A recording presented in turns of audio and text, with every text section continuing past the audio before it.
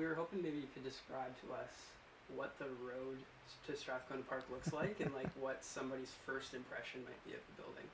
No, that's a good question. I once wrote an article with it where that's where I started. You know, this road is winding along and you feel as if you might never get there. It's such a wonderful surprise, and out of the blue appears these buildings and the sign Strathcona Park Lodge.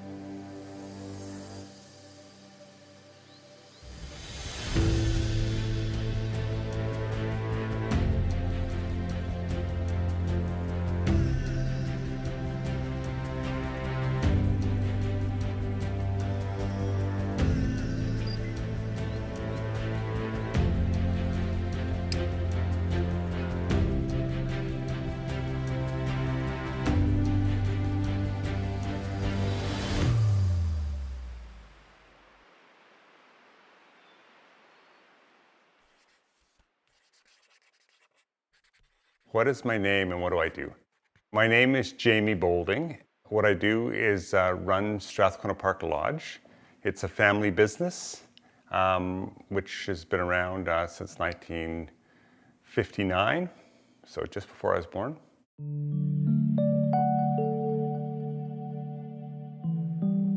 My parents started, my grandparents even were involved, so we've been here for lots of generations already.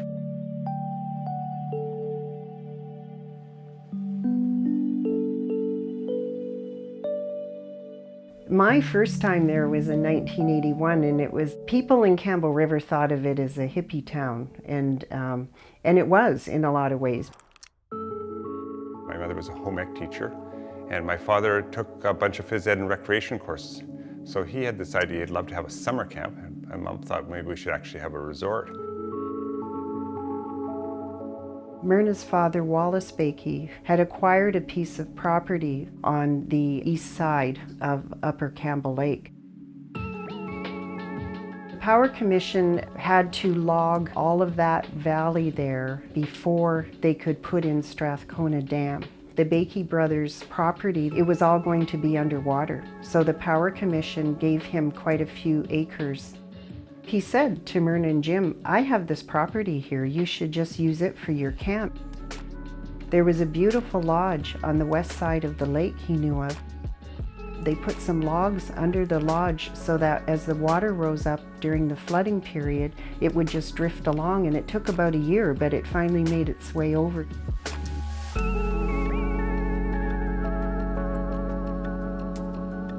They fixed it up and made lots of improvements and eventually turned it into a really beautiful place. And that was the very first Strathcona Lodge. My mother had done all these things. She was into riding horses and got dragged off fishing with her father and everything else. And my father was a pretty adventurous kid doing all sorts of different things.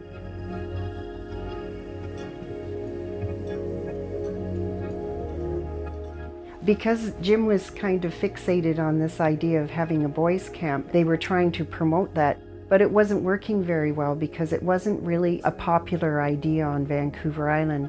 People had their own forms of recreation and they didn't need to send their children to camp.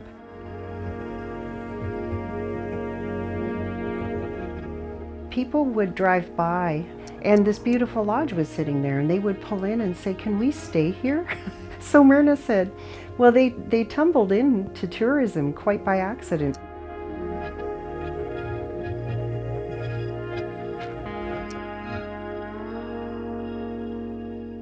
They continued just to make ends meet. We run for 2 months in the summer at the resort here.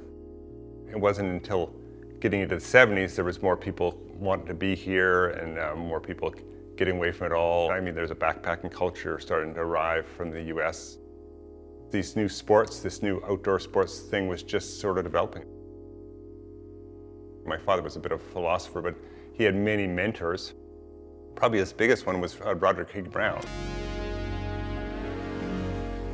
They became very good friends with the Higg-Browns, and they were very much influenced by Roderick Higg-Brown's way of thinking.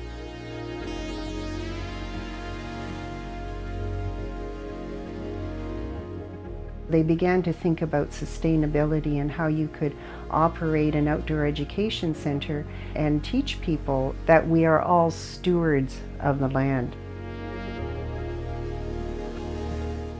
And for Myrna, she liked to teach nutrition. It's not just having physical exercise and learning to live outdoors, you need to eat properly too. They decided to give up teaching and run the lodge full time, believing that even then the kids are losing that connection to the outdoors. Some of the skills we did in those days were very rudimentary, but pretty cool too, you can think about it. The old bushcraft things you'd have to do to be comfortable, what to wear, how to be prepared, how to get a fire going, how to use an axe. Those are some of the first outdoor ed lessons that we would teach at Strathcona when we had a school group here, and my father was totally into that. Something I think that's unique to our programs at the Lodge is that we have a wide variety of programming that we offer. Hiking, basic mountaineering, rock climbing, whitewater paddling, mountain biking, a whole variety of things.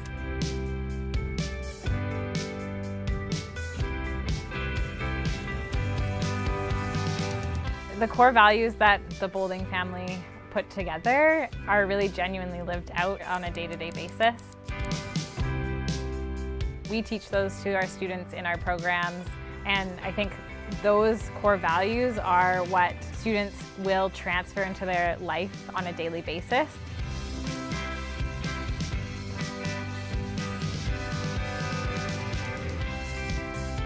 Obviously, they learn how to paddle or how to camp outside, but also how to be a genuinely caring person or why it's important to care for the environment.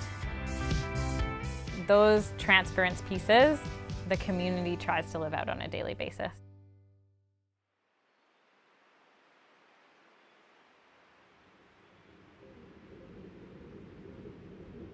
The way Myrna told me the story, she said that it was her birthday.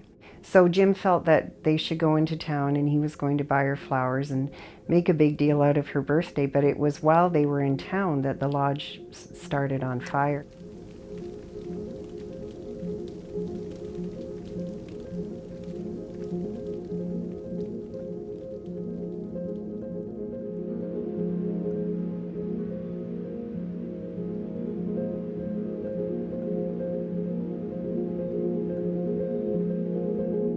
A big problem was its location and not having a fire department anywhere nearby. Of course, all the staff did everything they possibly could. But unfortunately, by that time, the building was cedar and it was pretty dry, so it really went up, except for the bear. The bear survived, the carved bear. Fortunately, at that time, they had already started building the building that became known as the Outdoor Center, so they were able to create an office there and a dining room as well as accommodation. They just really got back to it very, very quickly. A lot of the growth of the place went on in the 70s. 70s to mid-80s, I think we pretty well haven't really built anything new since then. Tough times for a long, long period. Just barely making ends meet. Had to be bailed out by family members and numerous times, and I think was not good for my father's health because it was so precarious to keep the center going. He died at 54, so quite a young man, of cancer. So.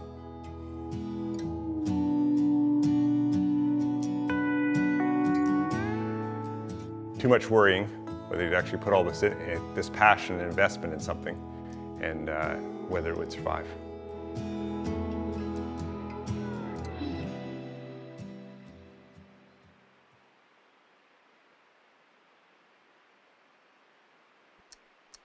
Because of Strathcona's reputation as almost counterculture, a lot of counterculture people came.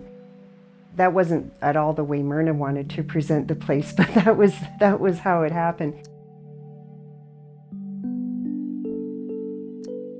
A lot of the people who came were well-educated people, or they were already in some kind of teaching, so it was a really good fit.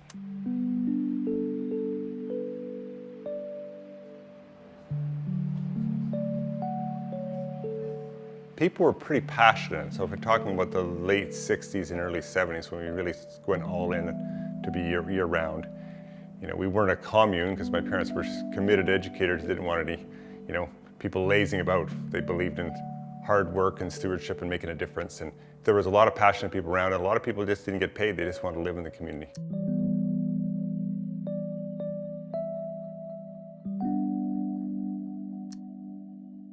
There's these people that are here that create the foundation of the lodge. And then there's this influx every year, some new people, some people that return. It just creates this kind of magic. That's definitely something that has kept me here at the lodge, and I've met some people that will be a part of my life forever.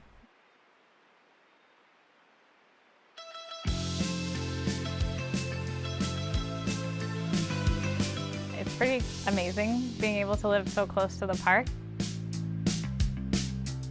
We're only a half an hour drive or 10-minute drive depending on where you're going.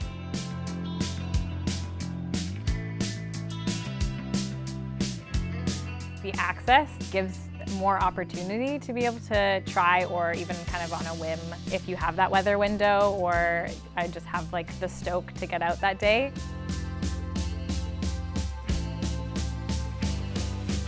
I get to build those connections with people, and I think that is really helpful for me when I'm going out into these spaces, to feel like I have people that I can trust and feel comfortable with, and that aspect of the community is also really special.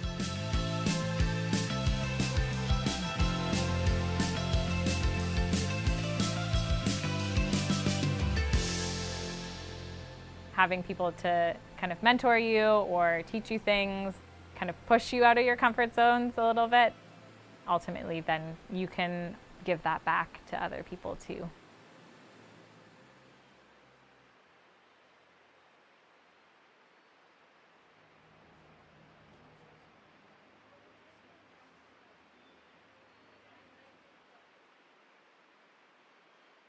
How does Strathcona Park Lodge facilitate generating outdoor culture in our area?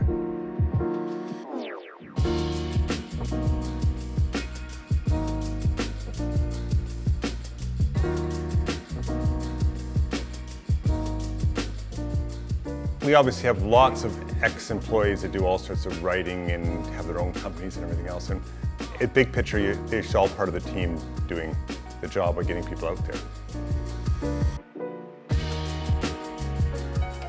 We are always supportive of those people if they need equipment or help, suggestions. And we do try to rent equipment and line people up, or even line people up for, we don't provide that service, but if you need this kind of mountain guide for that kind of work, try these people here, they might be able to do something for you. And you try to support each other in that way to get people in the outdoors and get people in Strathcona Park.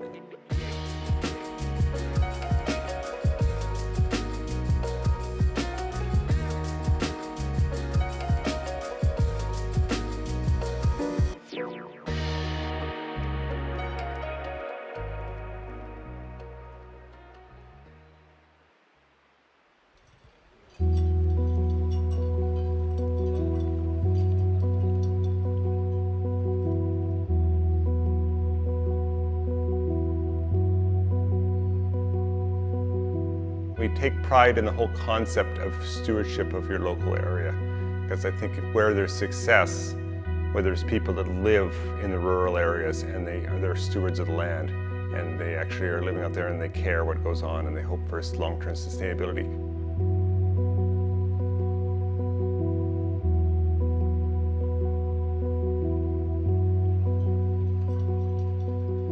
You could study this back to First Nations time, how they did better than we do. And if you went to Europe and studied small areas, living there for so long that they do care about their environment. and they want to make sure it's looked after. It becomes part of your culture, and you hope to pass it on to people, because I think the modern or urban world, people don't ever set that kind of roots down.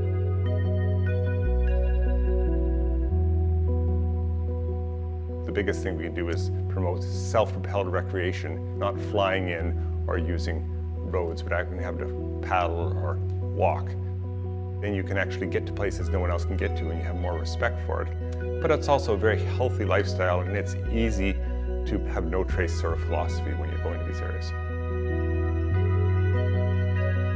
We certainly take pride that we have areas that we've probably had 10,000 school kids over the last 50 years have camped in this area. And you won't be able to see any sign of it, right? We take everything we touched, and every last piece of charcoal has disappeared from the site if you had a fire, and you want to make sure the next people that come have the same experience. But it seems wild.